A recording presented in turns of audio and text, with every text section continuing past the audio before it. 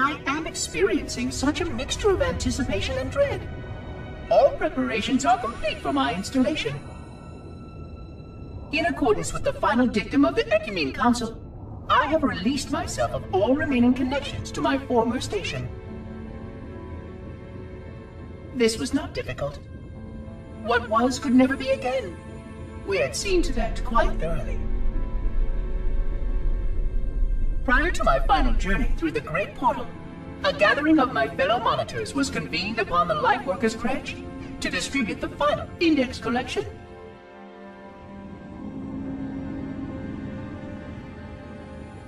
It was most unusual to have this vessel of rebirth play host to such an event, even though Lightworker ships were the only ones still allowed slipspace permissions. Lightworkers were responsible for getting us to our places on the active facilities of the array.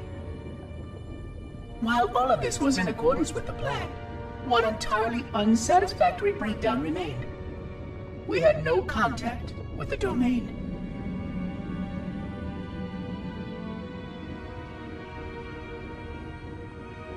The history of all Forerunners was now lost to us. We relied upon the permanence of the domain to preserve our record of the events that led to this point. But without that record, would future civilizations know anything about us? Or only of our weapons? My fellow monitor, 049 Abject Testament, had only one comment on this before we went our separate ways. We deserve to be forgotten. Perhaps. Perhaps. But now, the portal opens, and through it, the familiar shape awaits. Halo. Home.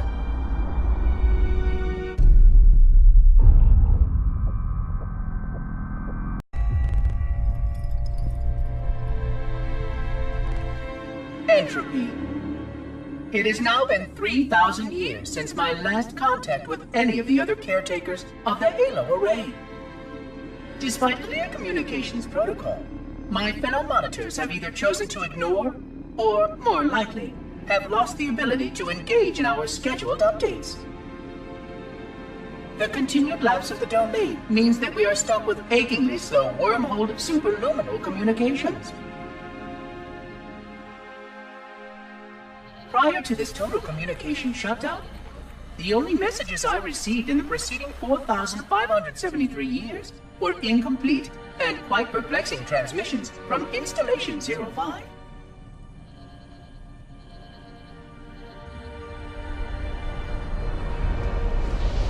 I suspected that Monitor 2401 Penitent Tangent was not functioning correctly for some time before his messages ceased. I have logged my concerns about his ability to perform his duties. At this point, however, I'm not sure who I file logs for. 2401 may be destined for madness. There are fail-safes for this, I know. I hope they work. I will continue to visit the projection systems at the assigned dates. Perhaps the other monitors are dealing with interfering galactic phenomena, or unexpected system failures. 3,000 years of system failures. Indeed. In the meantime, I have exhausted all scheduled research activities assigned by the Council.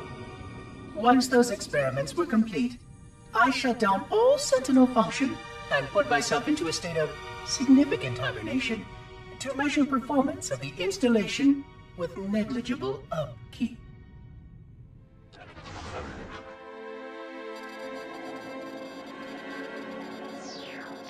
After 150 years with no noticeable impact upon installation systems or integrity, even in hibernation I became bored. This was quite troubling, as I was led to believe I was not capable of such a state. This was one of the gifts I was promised, an end to strife. I am aware of the dangers of a system such as myself losing operational focus. Quite troubling. I wonder if my fellow monitors are experiencing similar states, or if this is because of my particular path to this installation. For amusement, I have begun a series of experiments involving the evacuation of all matter from contained sections of my installation. By measuring the geologic effects of exposure to the vacuum of space and the eventual biological recovery of these sections, I anticipate getting valuable insight into emergency response scenarios in case of sentient proximity warning.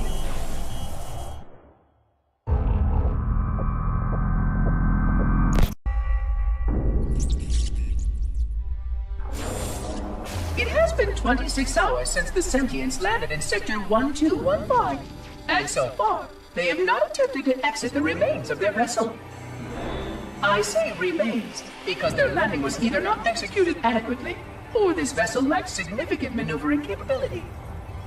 The visible portions of the vessel have suffered catastrophic structural damage during the violent landing experience.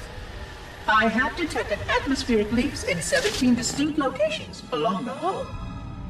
My analysis shows that the mixture of gases coming from the ship matches the natural atmosphere on my installation almost exactly.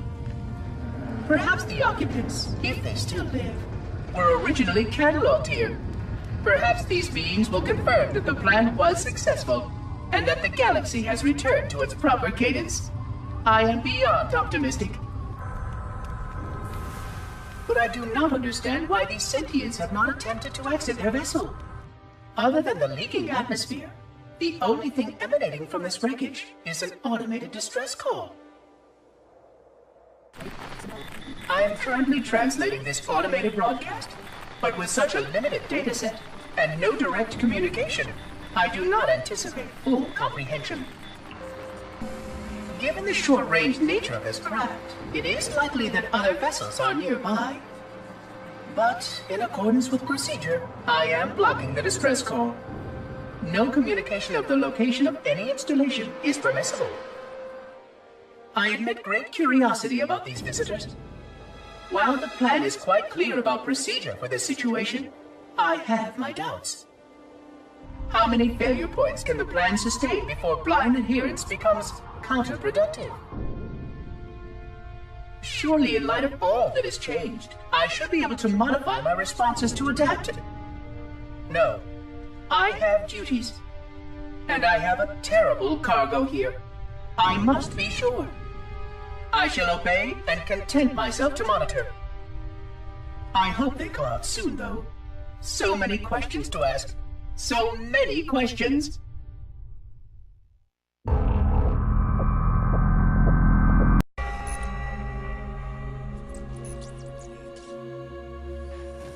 Construction of the sarcophagus around the unexplained vessel was completed today.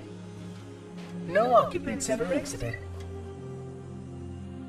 No attempts to communicate were made, other than the automated broadcast that repeated every 72.83 seconds until the signal terminated 1 week ago. In accordance with procedure, no attempts at physical or remote contact were made with any survivors of this vessel's inelegant landing. Atmosphere from inside the craft stopped venting 2 weeks before the signal ceased. No relationship between these two events can be established with certainty.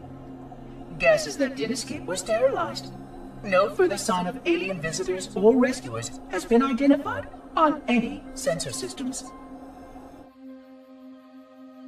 I have now endured 60,000 years without word from outside the array. I have no way to know whether we actually saved the galaxy we destroyed. And because of protocol, I sat silently while my first chance to be judged for those acts died. To say that I regret being forced to this outcome is a tremendous understatement. But as I perform my inspection of the quarantine labs today, I am reminded of the gravity of my responsibilities. Just one of these spores, if released from this facility, would render the ultimate judgment against our self-appointed role as protectors of this galaxy. When the plan to maintain the Halo array was created, it was a point of some contention whether we should preserve any remnant of the flood infection. Many thought this unwise, as there was a notable chance that one day one of our containment facilities might be breached. Those who held this belief were almost successful at convincing the Ecumen Council to destroy the last blood samples. But oddly enough, it was the librarian who decided otherwise. And I believe she was correct. I know in a way I cannot logically explain that there exists a way to actually defeat the Flood. To immunize? To cure? I still struggle with multiple layers of memory of fighting the Flood. But I know this cure is possible, even though the full genius of the Forerunners was unable to achieve it. The Forerunners' ancient enemy held and used that knowledge once, but it was denied to us. And without samples for further study, that cure will never again be found. Of course, I have no reason to believe that here lies the entirety of the parasite. It may be waiting in the frozen void beyond this galaxy, or worse, inexorably drifting toward us. I don't know what survives out beyond my installation, but I know that in order for anything to survive, I have to protect this installation and its quarantine very carefully. Yes, the librarian was right to store it, examine it, continue to seek a cure. Still, next visitor, things will be different.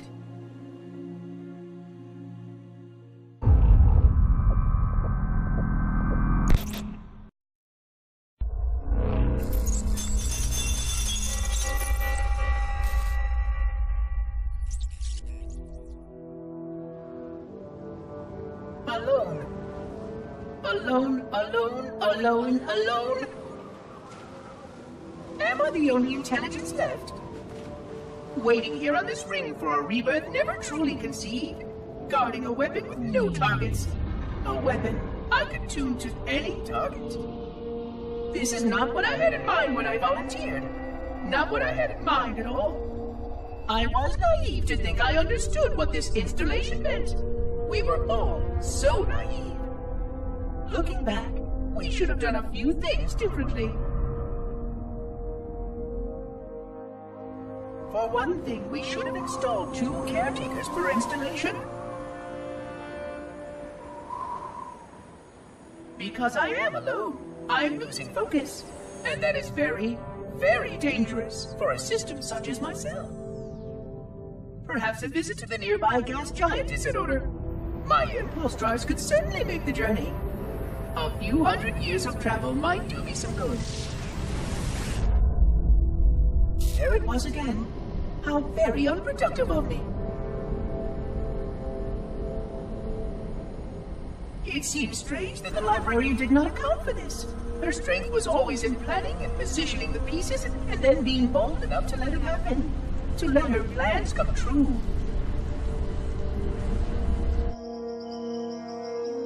I was a part of many of those plans long before I knew for certain that she was real, before any of us were. But at the end, we had only a fragment of her brilliance left to us, and I fear that she did not fully appreciate the nature of my situation here, the problems it might pose. But even a fragment of... Fragment, yes! Oh dear, here it comes again.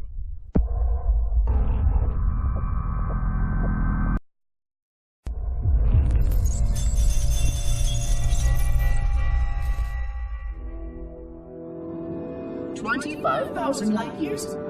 That is the effective range of this installation. According to the star charts archived on board this installation, I estimate that there are 3,792 worlds capable of sustaining biological sentient life within that 25,000 light year range. In reality, it may be significantly more than that. And if the full array was tuned and activated by Installation 00, the harmonics of the overlapping waves would magnify that effect exponentially, cascading to cover every known star system. And that only considers the firing of a mere 7 halos. And the original 12 rings survived to see use. sterilization would spread far further than most Forerunners ever feared we could reach.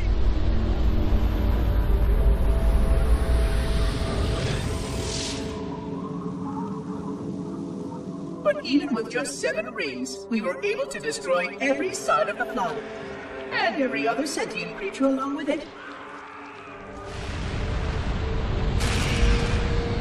This victory was the will of our people, despite the fact that it meant our own end as well. But by our Pyrrhic measurement, it was a victory, and cleared the stage for the rest of the librarian's plan. I sometimes wonder whether the Didact could have succeeded at a much smaller cost. I learned the folly of opposing him personally, and his brilliance was unsurpassed, except perhaps by her own. He never got the chance to fully execute his proposal. The Council saw to that. But if something were to go wrong with one of the Halos, if our tools were ever turned against us... Long plans, indeed.